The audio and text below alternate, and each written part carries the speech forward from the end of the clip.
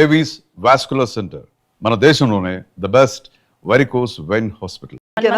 ఈ ఇష్టం వల్ల ఈ పిచ్చి వల్లైనా చిన్నపిల్లల్ని ఐ మీన్ సంవత్సరం కూడా నిండకుండానే ఆర్టిస్టులు చేసినట్టున్నారు కదా ఇద్దరిని. అలవైకుంఠపురంలో సంవత్సరం కూడా కాదు, 21 డే బాబు. 21 డేస్. ఇప్పుడు అలవైకుంఠపురం బాబు మన అల్లు అర్జున్ గారిని వాళ్ళని ఎక్స్టెండ్ చేయడానికి షూట్ కి తీసుకెళ్ళింది వాళ్ళని 21 డే బాబు. సర్జరీ అయ్యుండి 21 డే బాబుని తీసుకొని వెళ్ళి షూట్ చేసాం. అది దాని తర్వాత నాతో షూట్స్కి వస్తూనే వాడు దగ్గర దగ్గర ఒక 5 మూవీస్కి గర్ల్ గెటప్ చేశాడు. ఒక సీరియల్ చేశాడు, 10th క్లాస్ మెమరీస్లో హీరోయిన్ చిన్నప్పుడు తనే చేశారు. నేను చేసిన ఇంకొక 2 మూవీస్కి ఆడపిల్లలాగే చేశాడు. ఇప్పుడు మంచిగానే మగపిల్లోడు లాగానే మగపిల్లోడు క్యారెక్టర్. అంటే చిన్నప్పుడు కొంచెం క్యూట్ ఉండేవాడా అమ్మాయి? వాడు ఏ డ్రెస్కి వేస్తే ఆ డ్రెస్ నాలాగే మౌల్డ్ అయిపోతాడు. అదొక లక్కీ ఆ టైంలో.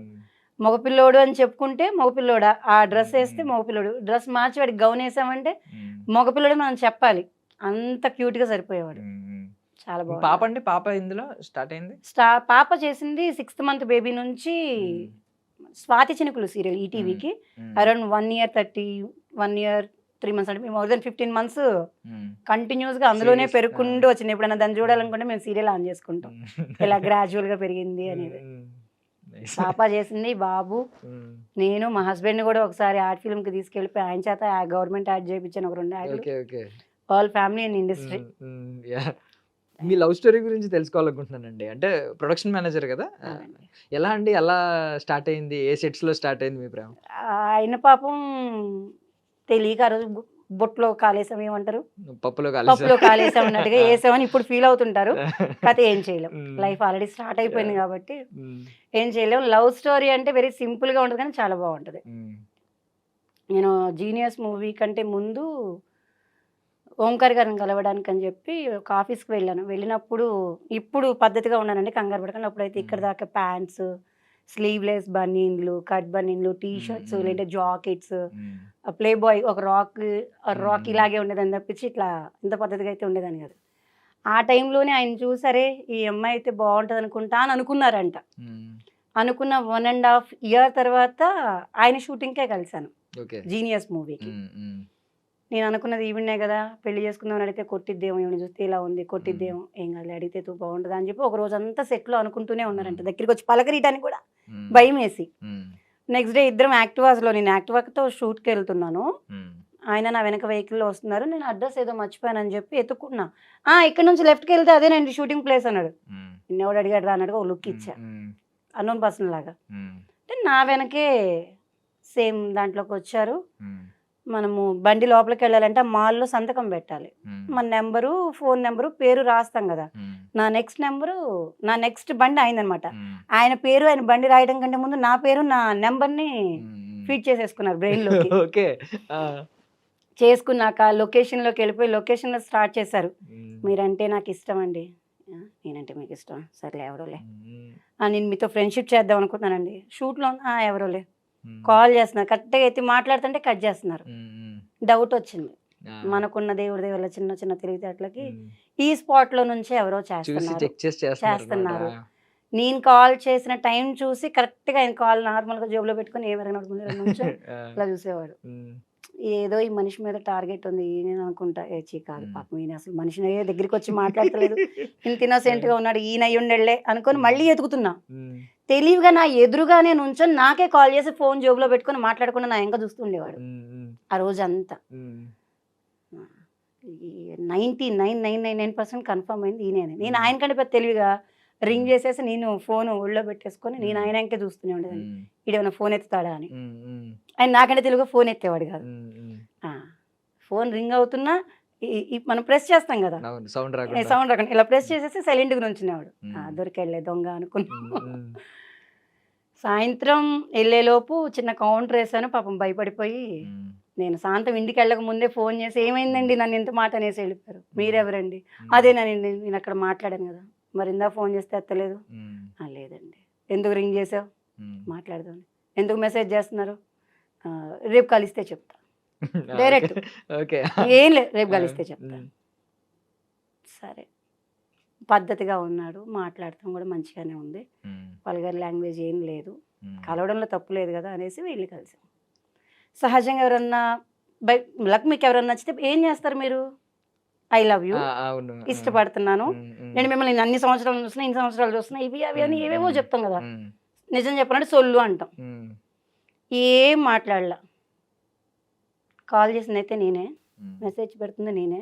మీరు అది తీర్థం బాగాలేదు, నేను మిమ్మల్ని పెళ్లి చేసుకుందాం అనుకుంటున్నా, మీకు ఇష్టమైతే చెప్పండి, మా వాళ్ళతో మాట్లాడి మిమ్మల్ని పెళ్లి చేసుకుంటాం.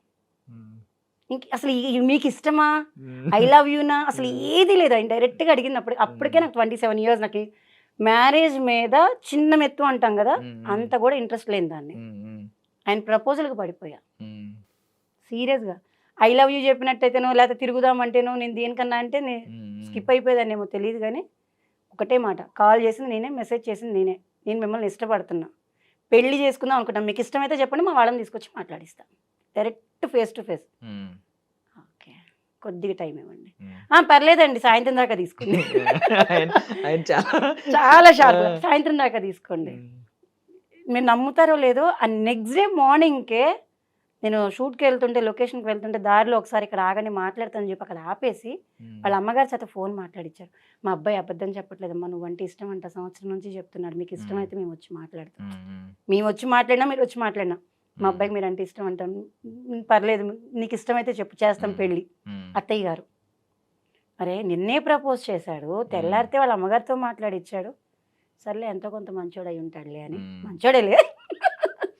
మా అమ్మగారికి చెప్తే మా అమ్మగారు వెరీ సిన్సియర్గా, లేదు మీకు మేనమామ ఉన్నాడు, వాళ్ళ పిల్లలు ఉన్నారు కదా, వాళ్ళ పిల్లలు ఇచ్చేస్తాను, నేను ఆల్రెడీ ఒకరిని ఇష్టపడ్డానని చెప్పి తీసుకొచ్చి నీ ముందు పెట్టాక వాణ్ణి చేసుకుంటా వీణి చేసుకుంటాడు, నేను చెప్పానా, నేను వీణ్ణే చేసుకుంటా అనుకొని మధ్యలో ఒక 8 months అంతే. ప్రపోజ్ జరిగాక పెద్దవాళ్ళు వాళ్ళు మనము మా వాళ్ళు వెళ్ళి వాళ్ళ ఇంట్లో చూసుకొని జస్ట్ ఒక 8 months ఏమో గ్యాప్ ఉంది, 8 monthsలో చేసేసుకున్నారు. ఇప్పుడు అయ్యో అని తలపడుకు. ఆ రోజు తెలియలేదు ఇంత రాక్షసు అని, వెరీ లేట్ రియలైజేషన్. కానీ ఇప్పుడు ఏం చేయలేం. బట్ సినిమా స్టోరీ లాగా ఉంది ఇది కూడా. సీరియస్ గా చెప్తున్నా కదా, చాలా అది చెప్పుకుంటూ పోతుంటే అది ఒక ఇదిగా ఉంటది. అందులో కూడా ట్విస్ట్లు ఉన్నాయి. మ్యారేజ్కి బిఫోర్ వాళ్ళ ఊర్లో దసరా పండుగ, మన తెలంగాణ వాళ్ళు కదా, సిరిసిల్ల దగ్గర దసరా పండుగ చాలా బాగా జరిగిద్ది. మేము బేసిక్గా ఆంధ్ర, తెనాలి, మనకు అసలు దసరానే తెలియదు. హైదరాబాద్లో ఉన్నామన్న పేరుకే కానీ అంత దసరా పండుగ, బోనాలు ఇవన్నీ హైదరాబాద్లో చాలా తక్కువ కదా. వాళ్ళ ఇంట్లో ఊర్లో వాళ్ళ హంగామా చూపించుకోవడం కోసం అని చెప్పి వాళ్ళ అమ్మగారిని బతిమలాడి, వాళ్ళ చెల్లి వాళ్ళని, వాళ్ళ పిన్ని గారు వాళ్ళ పిల్లల్ని బతిమలాడి, మా పిన్ని గారి వాళ్ళ అంటే చిన్నత్తయ్య గారి వాళ్ళ కూతురు ఫ్రెండ్ లాగా నన్ను ఇక్కడ నుంచి వాళ్ళు ఊరు తెప్పించుకున్నాడు కార్లో. వాళ్ళ ఊరుని చూడు, ఇక్కడ పండగ ఎలా ఉంటుంది, ఇక్కడ పండగ విలేజ్ ఎలా ఉంటుంది చూసుకుందు అని. వాళ్ళ ఫ్రెండ్ లాగా వెళ్ళాము. ఎవరండి ఊర్లో అడుగుతారు కదా కొత్త అమ్మాయి అంటే, పలానా వాళ్ళ ఫ్రెండ్ అని చెప్పి వాళ్ళ ఫ్రెండ్గానే పరిచయం చేస్తున్నారు. నాకు మాత్రం ఊరంతా తిప్పి చూపిస్తున్నాడు. కాకపోతే పండగ జరిగింది, దసరా పండగ ఫస్ట్ టైం బతుకమ్మలు అంటే ఇలా ఉంటుందా అని ఫస్ట్ టైం ఆ ఊర్లోనే చూశాను. మా ఆయన గారు నచ్చడం ఫస్ట్, మా అత్తగారు నచ్చడం సెకండరీ. మెయిన్ థింగ్ ఏంటంటే నాకు ఆ ఊర్లో మా ఇల్లు ఇష్టం. మా అత్తగారు వాళ్ళ ఇల్లు ఇష్టం. పెద్దది మండువాగులు ఇల్లు, పెంకుటిల్లు, ఒక ఉంటుంది, అది మనం చెప్పలేం కానీ చాలా పెద్దగా ఉంటుంది. ఒక మండువోగులే మన ఈ రూమ్ అంత ఉంటుంది, అంత పెద్ద మండువోగులి, బంగ్లా పెంకు, పెద్ద ఇల్లు అనమాట. ఈయనగా ఇష్టపడతాం కంటే నాకు ఇలాంటి ఇల్లు, ఇలాంటి వాతావరణం అంటే చాలా ఇష్టం. ఆ ఇల్లు నచ్చి ఆయన ఒప్పుకున్నా. ఇప్పుడు కూడా ఇది నిజం. ఆయన నచ్చింది తర్వాత, ఆయన మ్యారేజ్ చేసుకున్నాక, నా లైఫ్ ట్రావెలింగ్ స్టార్ట్ అయ్యాక నాకు ఆయన నచ్చారు అనే చెప్పాలి.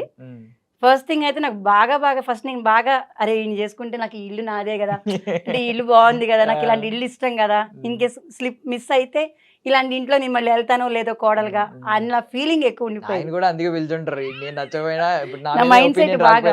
ఇల్లు మీద వస్తుంది. నేను ఎన్నిసార్లు అడుగుంటాను, అమ్మా నేను ఒక్క రోజు కూడా పద్ధతిగా ఆడపిల్లలాగా ఒక డ్రెస్ వేసుకొని చున్నీ వేసుకుంటాం నాకే తెలియదు, మీరు ఇంత పెద్ద కుటుంబంలో పెద్ద కోడలుగా ఎలా తీసుకెళ్ళగదాను, అసలు ఇది ఎలా ఉంటుందని ఎట్లా అనుకున్నామంట.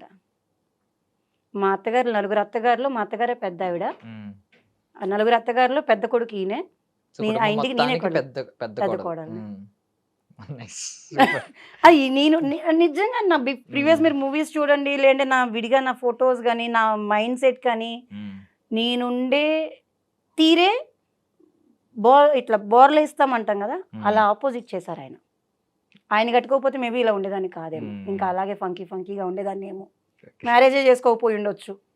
ఎందుకంటే థాటే లేదు, తనని చూసి తను ప్రపోజ్ చేసేదాకా పెళ్లి మీద ధ్యాసే లేదు. బట్ అల్లు అర్జున్ గారి ఇంపాక్ట్ మీ లైఫ్లో చాలా ఉంది. ఇప్పుడు అల్లు అర్జున్ గారు ఐకాన్ స్టార్ అయిపోయారు. నిజంగా ఆ రోజు కనుక బస్తీలో ప్రేమించే లవర్ క్యారెక్టర్ మీరు, బస్తీలో వన్ సైడ్ లవర్, నిజంగా ఒళ్ళో చనిపోయినప్పుడు ఎంత అందరూ కన్నీళ్ళు పెట్టేశారు. అల్లు అర్జున్ గారు వేదం సినిమాలో చనిపోతున్నప్పుడు అది మీ ఒళ్ళో నిజంగా ఆయన పడుంటే, ఆయన పడుకొని ఉంటే నిజంగా షాట్ చాలా బాగుండేది. మీ కెరియర్ అసలు వేరే లెవెల్లో ఉండేదేమో, నిజంగా వేరే టర్న్ అయ్యేదేమో, కంప్లీట్ ఖచ్చితంగా అయ్యేది. అది నా టైం బ్యాడ్ అనుకోవాలి అంతే.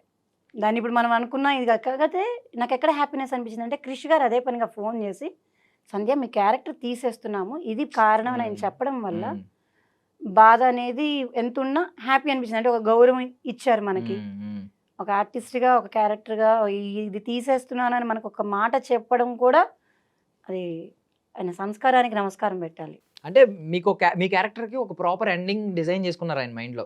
ఆ ఎండింగ్ లేకపోయేసరికి మొత్తం అంతా తీసేశారు. లెక్క ప్రకారం ఉంచొచ్చు. స్లమ్ గర్ల్ లాగా స్లమ్ లో ఆయన ఎలా అయితే స్లమ్ లో తిరుగుతున్నారు, మన ఫిల్మ్ నగర్ గల్లీ ఏరియా అంటే ఆ స్లమ్ ఏరియా అంటే ఆ ఏరియాలో క్యారెక్టర్ ని ఉంచొచ్చు.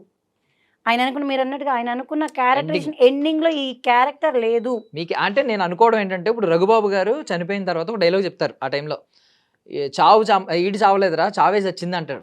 అలా మీకు కూడా ఒక పవర్ఫుల్ డైలాగ్ పెడదాం, ఒళ్ళో ఒక వన్ సైడ్ లవర్ బాధ పెడదాం. ఆవిడ వచ్చి నుంచుంటారు, ఈవిడేంటంటే ఒళ్ళు అలా పెట్టుకొని ఇక ఏడుస్తూ ఉంటది క్యారెక్టర్. ఒక్కటే సీన్ మిస్ అయింది నాకు, ఓవరాల్ షూట్ మొత్తంలో ఒకటే సీన్ మిస్ అయింది. అతను ఒక పాష్ గర్ల్ కోసం చూసాడు కానీ బస్తీలో అసలైన ప్రేమ ఉంది అన్నట్టు ఏదో ఒక షార్ట్ కన్వే చేద్దాం అనుకున్నాను. దీక్ష సేతు గారు ఆల్రెడీ వర్క్ చేసాము. ఆ ఫైట్ సీక్వెన్స్ లో కేబుల్ డబ్బులు ఇరా అంటే మొత్తం పరిగెడతారు కదా, ఆ పరిగెత్తే సీన్లరే నాకు డబ్బులు ఇవ్వాలరా, ఇవ్వకుండా ఉన్నాం, మళ్ళీ వీడి డబ్బుల కోసం కొడుతున్నారంటే వాళ్ళని ఎదురు అమ్మాయి ఫైట్ చేయడం. అందులో కూడా మీరు నేను ఒక విషయం చెప్పిన, ఇడ్లీ అమ్మే అమ్మాయి ఆ క్యారెక్టర్. ఆ క్యారెక్టర్ చేసినప్పుడు నేను చాలా ఫీల్ అయ్యారు, ఇది నా రియల్ క్యారెక్టర్ కదా, చాలా ఇదిగా వర్క్ చేసాం. అది పోయింది కాబట్టి మాట్లాడుకోకూడదు. చెప్పినా నమ్మటానికి డైరెక్టర్ గారు మళ్ళీ అవునురా అమ్మాయి చేసిందని చెప్పేది తప్పించి ప్రూఫ్ లేదు, అంతే కదా. ఆవిడ చేసింది అని ఎవరు చెప్పాలి? తీసిన డైరెక్టర్ గారు చెప్పాలి. నేను ఎన్నిసార్లు చెప్పుకున్నా నేను చెప్పుకున్నట్టే ఉంటుంది.